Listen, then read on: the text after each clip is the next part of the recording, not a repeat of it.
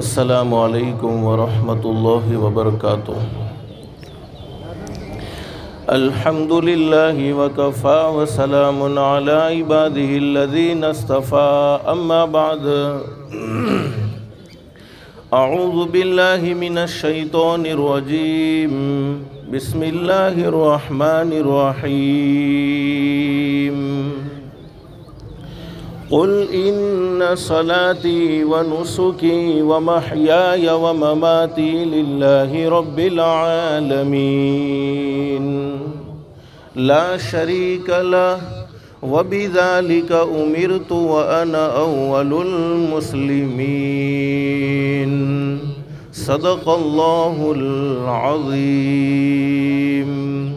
Rabbi इश्रह ली सदरी वयस्सिर ली अमरी वहलुल उक़दतम मिन लिसानी यफ़क़हू क़ौली। सुब्हानक ला इल्म लना इल्ला मा अल्लमतना इन्नक अंतल अलीमुल हकीम। दुरूद शरीफ पढ़ लें। अल्लाहुम्मा सल्लि अला मुहम्मद व अला आलि मुहम्मद कमा सल्लैता अला इब्राहीम व अला आलि इब्राहीम इन्नका हमीदुम मजीद। अल्लाहुम्मा बारिक अला मुहम्मद व अला आलि मुहम्मद कमा बारकता अला इब्राहीम व अला आलि इब्राहीम इन्नका हमीदुम मजीद। गिरामी कदर उलमाए किराम, बुज़ुर्गान मोहतरम और मेरे प्यारे दोस्तों, अल्लाह का हम सब पर बहुत बड़ा एहसान और बहुत बड़ा करम है कि अल्लाह ने हम सब को मुबारक दीन में थोड़ी देर के लिए यहाँ ईदगाह में जमा फ़रमाया। दुआ करो अल्लाह हम सब के जमा होने को कबूल फ़रमाए। और मेरे प्यारों, ये इनाम का दिन है। जितनी दुआएं अल्लाह से मांगी जाती हैं, अल्लाह पाक अपने फ़ज़लो करम से उसे ज़रूर कबूल फ़रमाते हैं, ज़रूर मंजूर फ़रमाते हैं। अल्लाह से दिल से दुआ कर लो, अल्लाह तूने अपने फ़ज़लो करम से, अपनी रहमत से हमें यहाँ जमा फ़रमाया। अल्लाह के लिए कोई मुश्किल नहीं। अल्लाह हम सब को जन्नतुल फ़िरदौस में भी जमा फ़रमाए। मेरे प्यारों, ये बड़ा मुबारक दिन है जिसको हम ईदुल अज़हा कहते हैं। हमारी ज़ुबान में उसको क़ुरबानी का दिन भी कहते हैं। अल्लाह के नबी हज़रत मुहम्मदुर रसूलुल्लाह सल्लल्लाहु अलैहि वसल्लम मक्कतुल मुकर्रमा में पैदा हुए। मदीनतुल मुनव्वरा में आपने हिजरत फरमाई। सबसे पहले ईदुल अज़हा कब मनाई गई?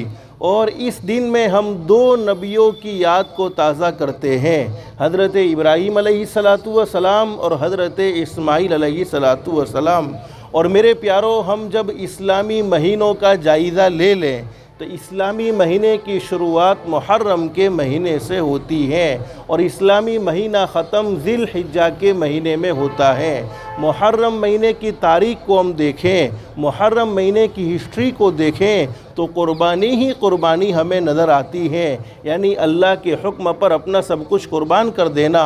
और ज़िल हिज्जा के महीने की तारीख़ को देखें, ज़िल हिज्जा के महीने की हिस्ट्री को देखें तो उसमें हमें वो कुर्बानी नज़र आती है कि ऐसी कुर्बानी का पेश करना तो बहुत दूर की बात, सोचना भी हम सब के लिए मुमकिन नहीं हो सकता है। सोचना भी हम सब के लिए आसान नहीं हो सकता है कि अल्लाह के हुक्म पर सब कुछ कुर्बान कर देना। लेकिन मुख्तसर से वक्त में मुझे बतलाना ये है, आज ईद का मुबारक दिन, हज़रत नबी करीम सल्लल्लाहु अलैहि वसल्लम ने हिजरत फरमाई।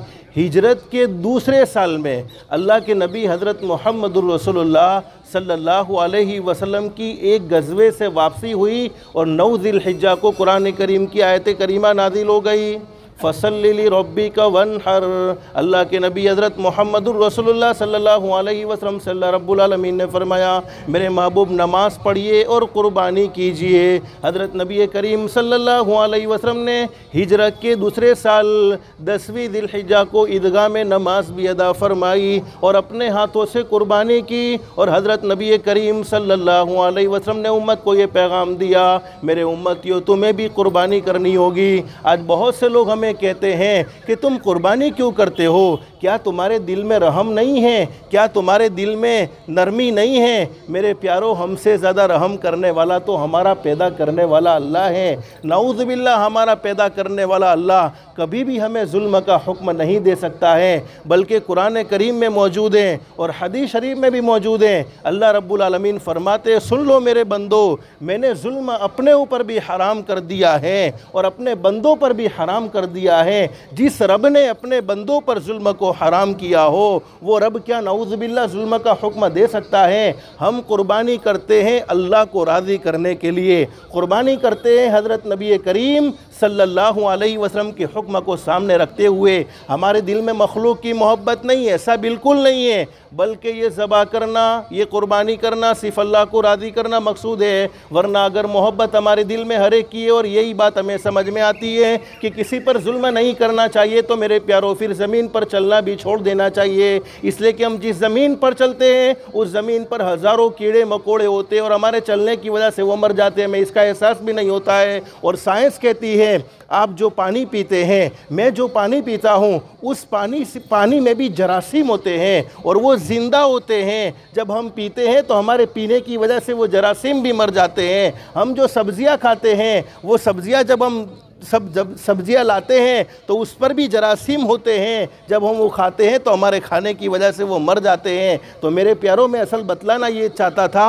कि हम कोई जुल्म नहीं करते हैं, बल्कि हमारे पैदा करने वाले हुक्म को मानते हुए कुर्बानी करते हैं। और हदीस शरीफ में फरमाया नबी करीम सल्लल्लाहु अलैहि वसल्लम ने, मेरे उम्मतियों, अगर तुम्हें अल्लाह ने वसअत दे रखी है, अल्लाह ने ताकत दे रखी है, तो ज़रूर कुर्बानी करो। बहुत से लोग अपनी नावाकिफ़ियत की वजह से ये समझते हैं कि कुर्बानी के दिनों में तो गोश्त हासिल होता है और कुर्बानी तो हर किसी के घर पर होती है, हर किसी के घर पर गोश्त होता है, तो इन दिनों में कुर्बानी की क्या ज़रूरत है। अरे इतनी रकम हम सदका कर दे या किसी फलाई या रिफाई कामों में ख़र्च कर ले तो उसका फ़ायदा उससे ज़्यादा होगा। हदीस शरीफ में मौजूद है, हज़रत अक़दस नबी करीम सल्लल्लाहु अलैहि वसल्लम ने इरशाद फरमाया, कुर्बानी के दिनों में सोने चांदी को खर्च करना भी कुर्बानी से अफजल नहीं हो सकता है, बल्कि कुर्बानी वाला अमल अफजल होगा। हदीस शरीफ में मौजूद है, हज़रत अक़दस नबी करीम सल्लल्लाहु अलैहि वसल्लम ने ईदुल अज़हा यानी आज ही के दिन में सहाबाए किराम के दरमियान में ये बात बयान फरमाई, मेरे सहाबाए किराम सुन लो, कुर्बानी से अफजल कोई अमल इस दिन में नहीं हो सकता है। अगरचे तुम कितना ही सोना अल्लाह की राह में ख़र्च कर लो, कितना ही चांदी अल्लाह की राह में ख़र्च कर लो, लेकिन कुर्बानी से बेहतर कोई अमल नहीं। लेकिन आगे हदीस शरीफ में हमारे नबी ने फरमाया, हाँ, अगर किसी ने अपने रिश्तेदार से ताल्लुक़ को तोड़ रखा था और उसने जोड़ दिया, तो ताल्लुक़ को टूटे हुए ताल्लुक़ को जोड़ देना ये कुर्बानी से भी अफजल है। इसलिए कि जिस दिल में मखलूक की दुश्मनी आ जाती है, जिस दिल में मखलूक की अदावत आ जाती है, जिस दिल में मखलूक के बारे में नफ़रत आ जाती है, फिर एक कुर्बानी नहीं, दो कुर्बानी नहीं, एक जानवर नहीं, दो जानवर नहीं, हज़ारों जानवर अल्लाह की राह में कुर्बान कर दिए जाए, लेकिन अल्लाह की मोहब्बत उस वक्त तक दिलों में आ नहीं सकती, अल्लाह से ताल्लुक़ उस वक्त तक दिलों में कायम हो नहीं सकता जिस दिल से मखलूक की दुश्मनी को पाक और साफ़ न किया जाए, जिस दिल से मखलूक की दुश्मनी को ख़त्म न किया जाए। तो मुझे मुख्तसर बतलाना ये था, ये कुर्बानी जब पहली कुर्बानी हुई है हमारे आका ताजदार मदीना मुहम्मदुर रसूलुल्लाह सल्लल्लाहु अलैहि वसल्लम के ज़माने में, वो हिजरत के दूसरे साल हमारे नबी ने अपनी उम्मत को हुक्म दिया कुर्बानी करो। और हदीस शरीफ में हज़रत नबी करीम सल्लल्लाहु अलैहि वसल्लम हमेशा दो कुर्बानी अपनी ज़िंदगी में दो जानवरों की कुर्बानी करते थे। एक जानवर अपनी तरफ से होता था और एक जानवर अपनी उम्मत की तरफ से फरमाते थे, और बेहतरीन किस्म के जानवर की आप कुर्बानी करते थे। और ये फ़ैसला भी अल्लाह के नबी हज़रत मुहम्मदुर रसूलुल्लाह सल्लल्लाहु अलैहि वसल्लम ने हम पर छोड़ दिया। तुम्हें जैसा जानवर तुम्हारी आंखों में अच्छा लगने लगे उसी जानवर की तुम कुर्बानी करो, लेकिन कुर्बानी करने में दिखलावा नहीं होना चाहिए। आज हमारा यहाँ बहुत सी मरतबा मैंने देखा है, भाई तू कितने का जानवर लाया? 30,000 का। उसने कहा मैं 12,000 का। या 12,000 का जानवर कोई लाने की चीज़ है? ये 30,000 का जानवर। मेरे प्यारो, अल्लाह पाक तो दिलों के जज्बात को देखते हैं, दिलों के भेद को देखते हैं। अगर दिखलावा मकसूद है तो हदीस शरीफ में फरमाया नबी करीम सल्लल्लाहु अलैहि वसल्लम ने, कल क़यामत के मैदान में अल्लाह रब्बुल आलमीन की तरफ से ऐलान होगा, जिन लोगों ने दुनिया की ज़िंदगी में कुर्बानी की है, नेक अमाल किए हैं, अगर दूसरों को दिखलाने के लिए किए हैं तो फिर बदला उन्हीं से ले लें, उनका बदला हमारे पास नहीं है। अल्लाह हम सब की रियाकारी से हिफाजत फरमाए। लेकिन हमारे नबी ने फरमाया बेहतरीन किस्म का, हमारे नबी को कैसा जानवर पसंद था? मल्टी कलर का जानवर पसंद था, रंग बेरंगी जानवर पसंद था। और हदीस शरीफ में फरमाया नबी करीम सल्लल्लाहु अलैहि वसल्लम ने, क़यामत का मैदान कायम होगा, उस वक्त तमाम के तमाम लोग जमा हो जाएंगे। कुछ लोगों के बारे में जहन्नम का फ़ैसला हो चुका होगा और कुछ लोगों के बारे में जन्नत का फ़ैसला हो चुका होगा। अल्लाह से दिल से दुआ कर लो, मुबारक दिन में अल्लाह पाक हमको जन्नत वालों में शामिल फरमाए। हदीस शरीफ में फरमाया जन्नत में जाने के लिए एक रास्ता है पुल सिरात का, और हमारे इलाके के पुल तो बहुत बड़े बड़े हैं। कुरान करीम में मौजूद है, व इम मिनकुम इल्ला वारिदुहा काना अला रब्बिका हतमम मक़दिया। पुल सिरात कायम की जाएगी और 1500 साल का रास्ता होगा, और तलवार से ज़्यादा तेज़ और बाल से ज़्यादा बारीक, और उस पर से हर एक को गुजरना होगा, हर एक को उस पर से चलना होगा। हदीस शरीफ में लिखा है कि वो जानवर जिसको हमने दुनिया की ज़िंदगी में क़ुरबान किया था, जिसकी हमने दुनिया की ज़िंदगी में क़ुरबानी दी थी, वो जानवर लाया जाएगा और उसी पर हमें उसी जानवर पर बिठाकर पुल सिरात का रास्ता तय करवाया जाएगा। तो हमने जितना मजबूत क्वालिटी का, जितना अच्छा क्वालिटी का अल्लाह के लिए, लोगों को दिखाने के लिए नहीं, ऐसा जानवर हमने पसंद किया होगा तो कल क़यामत में पुल सिरात का रास्ता हम सब के लिए आसान हो जाएगा। लेकिन एक हदीस में हमारे नबी ने फरमाया, मेरे उम्मतियों सुन लो, जिनके पास कुर्बानी की गुंजाइश है, कुर्बानी की ताकत है। आज बहुत से लोग हैं जेब में 50-50 हज़ार का, 60-60 हज़ार का मोबाइल रखते हैं। अरे बाइक उनके पास 50-60 हज़ार का होता है, अच्छी से अच्छी गाड़ियों में घूमते हैं, उसके बावजूद पूछते हैं कि मौलाना अगर इस साल मैं कुर्बानी न करूं तो चल जावे। अरे अल्लाह के बंदे, जब अल्लाह ने तुझे इतनी वसअत दे रखी है, इतनी ताकत दे रखी है, अल्लाह ने तुझे इतना अता फरमाया है, फिर अल्लाह के राह में 1500, 2000, 3000 की कुर्बानी में कौन सी जान निकलती है, कौन सा बोझ पड़ता है। लेकिन मेरे प्यारो, हकीकत ये है कि हमारे दिलों से आखिरत का इस्तेदार ख़त्म हो गया, दुनिया की मोहब्बत हमारे दिलों में आ गई, अल्लाह के हुक्म को मानने का और हज़रत नबी करीम सल्लल्लाहु अलैहि वसल्लम की इताअत का जज्बा और उस पर मिलने वाले इनाम का शौक़ हमारे दिलों से ख़त्म हो गया। हमारे नबी हज़रत मुहम्मदुर रसूलुल्लाह सल्लल्लाहु अलैहि वसल्लम रहमतुल लिल आलमीन थे। आपको अपनी उम्मत से बड़ी मोहब्बत थी,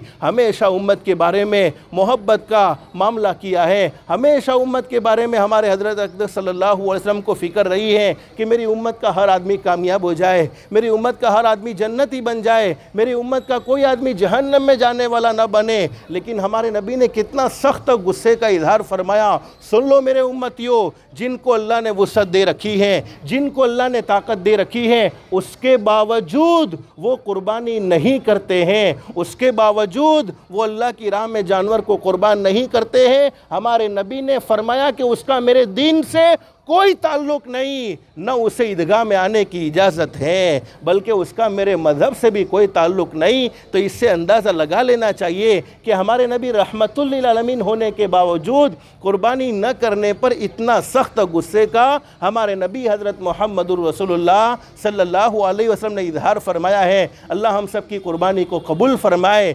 इखलास और लिल्लाहियत की दौलत से हमें माला माल फरमाए। हमारे नबी हज़रत मुहम्मदुर रसूलुल्लाह सल्लल्लाहु अलैहि वसल्लम ने कुर्बानी की, फिर सहाबा इकराम को भी हुक्म दिया। लेकिन मेरे प्यारों, मुझे असल बतलाना ये है, देखो बहुत सी मर्तबा ऐसा होता है, शैतान तो हमारा कट्टर दुश्मन, बोलो हमसे वो दोस्ती कर सकता नहीं है, उसे हमसे दुश्मनी है। उसकी पूरी कोशिश ये रहती है कि हम कोई नेक अमल न करें, हम कोई अल्लाह को राज़ी करने वाला काम न करें, ये शैतान की पूरी कोशिश रहती है। लेकिन कोई अल्लाह का बंदा अल्लाह को सामने रखते हुए, हज़रत नबी करीम सल्लल्लाहु अलैहि वसल्लम की मोहब्बत को दिल में रखते हुए अल्लाह को राज़ी करने वाला अमल कर ले, अल्लाह को खुश करने वाला अमल कर ले। अब शैतान तो हमारा कट्टर दुश्मन है, शैतान को तो हमसे बड़ी दुश्मनी है, वो तो चाहता ही यही है कि हज़रत आदम अलैहिस्सलाम की तमाम औलाद जहन्नम के हवाले हो जाए। लेकिन हदीस शरीफ में मौजूद है, हज़रत अक़दस नबी करीम सल्लल्लाहु अलैहि वसल्लम ने इरशाद फरमाया, फिर शैतान करता क्या है, जब हम हिम्मत करके नेक अमल कर लेते हैं, नेक काम कर लेते हैं, तो शैतान इसको बिगाड़ने की कोशिश करता है, इसे बर्बाद करने की कोशिश करता है कि ऐसी कौन सी शक्ल को इख्तियार किया जाए कि उसका ये अमल अल्लाह के यहाँ बाकी न रहे, उसके ये अमल पर उसे सवाब न मिले, उसे ये अमल पर उसे अज्र न मिले। तो मेरे प्यारो, बहुत सी मरतबा हम गलतियाँ ऐसी करते हैं जिन गलतियों की वजह से हम अल्लाह के भी मुजरिम होते हैं और लोगों के भी मुजरिम होते हैं। जैसे बहुत से लोग कुर्बानी करेंगे, माशाल्लाह अल्लाह सबकी कुर्बानी को कबूल फरमाए, तो कभी कभी भूल ऐसी करते हैं कि कुर्बानी के जानवर के फ़ोटो अपने स्टेटस पर लगाना, और ये सारी हरकतें अल्लाह को नाराज़ करने वाली हैं। जिस रब के लिए हमने कुर्बानी की है वो रब तो हमें देख रहा है, वो रब तो हमें जानता है, फिर ऐसे दिखलावे की कोई ज़रूरत नहीं होती है। और इससे हमारे नबी हज़रत मुहम्मदुर रसूलुल्लाह सल्लल्लाहु अलैहि वसल्लम के दिल को सुकून नहीं, बल्कि हमारे नबी का दिल उससे ज़ख्मी होता है। तो हमारे आका हज़रत मुहम्मदुर रसूलुल्लाह सल्लल्लाहु अलैहि वसल्लम ने हिजरत के दूसरे साल में कुर्बानी फरमाई, और हदीस शरीफ में मौजूद है, हमारे नबी जब हिजरत फरमाकर मदीनतुल मुनव्वरा तशरीफ़ लाए तो मदीने वालों को देखा कि उन्होंने साल में 2 दिन ऐसे मुकर्रर कर रखे थे, साल में ऐसे 2 दिन इन्होंने तय कर रखे थे जिन दिनों में वो खेल तमाशा करते थे।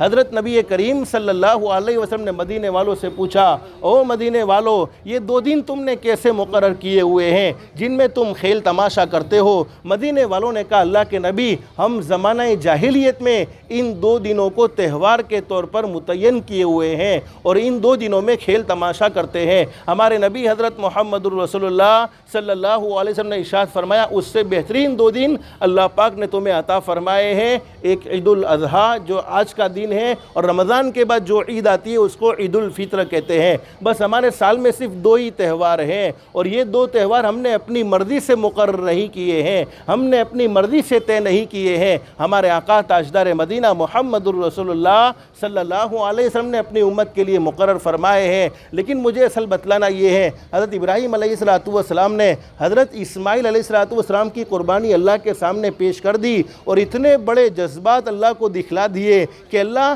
तेरे हुक्म पर हम कुछ भी नहीं हैं, तो जो कुछ हुक्म करेगा, तो जो कुछ करने को कहेगा उसमें हम अपनी मर्ज़ी को आगे नहीं रखेंगे बल्कि रब की मर्ज़ी को आगे रखेंगे। लेकिन मेरे प्यारों, माफ़ कर देना, ये ईद का दिन है, बड़ा मुबारक दिन है, इतना बड़ा मजमा वाजिब नमाज को अदा करने के लिए तो ईदगाह में ज़रूर आया है, लेकिन इनसे पूछो कि क्या फ़जर की नमाज को अदा किया है जो फ़र्ज़ है। हज़रत अक़दस नबी करीम सल्लल्लाहु अलैहि वसल्लम ने पूरी ज़िंदगी अपनी उम्मत को ये पैगाम दिया, कुर्बानी दूसरे नंबर पर है। अब मैंने कुरान करीम की जो आयत करीमा पढ़ी उसमें पहले नंबर पर नमाज को जिक्र किया है, दूसरे नंबर पर कुर्बानी को जिक्र किया है। बहुत से लोग जानवर की खरीदी में निकले, तो खरीदी में निकलने वाले लोगों से पूछो कि तुमने जिस वाजिब को अदा करने के लिए सफ़र किया है, जिस वाजिब को अदा करने के लिए पैसा खर्च किया है, क्या तुम्हारे दिलों में फ़र्ज़ की कोई अहमियत नहीं है?